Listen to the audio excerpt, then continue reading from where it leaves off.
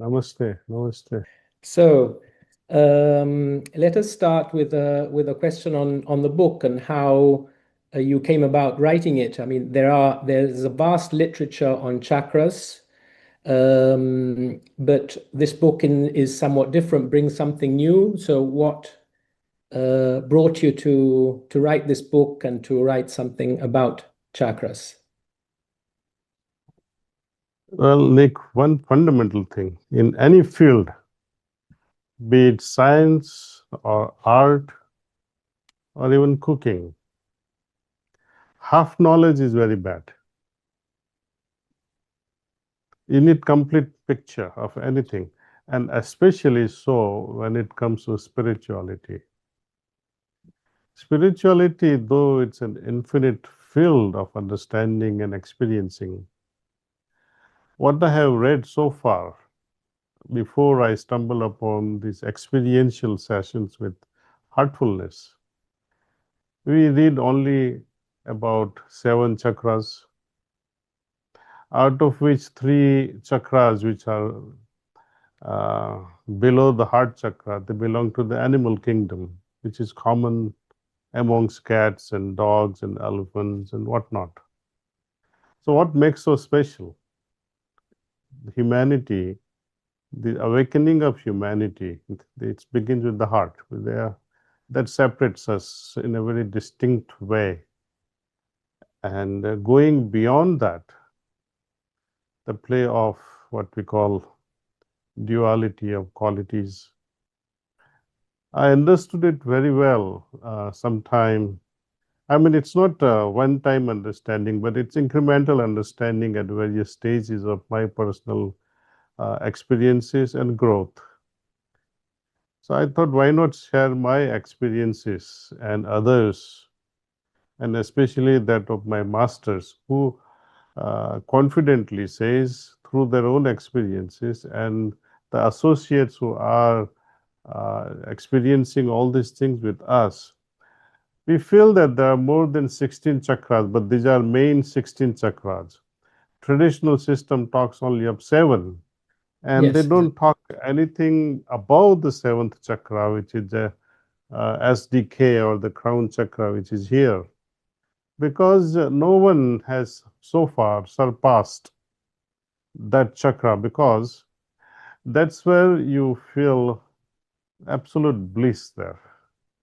And when one feels bliss, it's like addiction. You don't want to get out of it. It's a spiritual addiction. And that's why they cannot get out of that blissful prison. So they remain trapped below the 7th. There is much more one needs to experience. And that's what my take is, that let's share this knowledge, and not just knowledge, but help people experience what really happens at each chakra. And this somehow, that importance of sharing strongly arose in my heart sometime in 2016. And even between 2 chakras, there are infinite chakras. So things get really complicated. And if you become more and more sensitive and alert, you can feel the nuances even at the sub-chakra levels.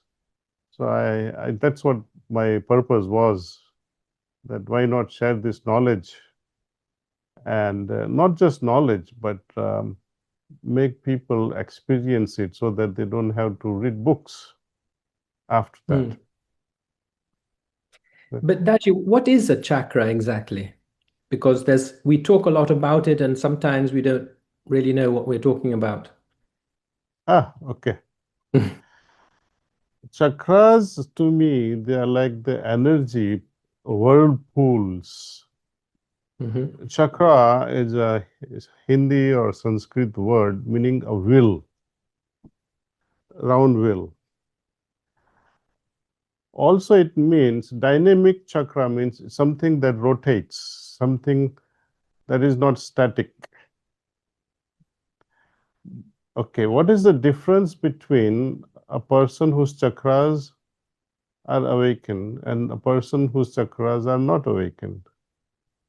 Okay, the speed of chakras will make all the difference. The one that moves and one that remains static.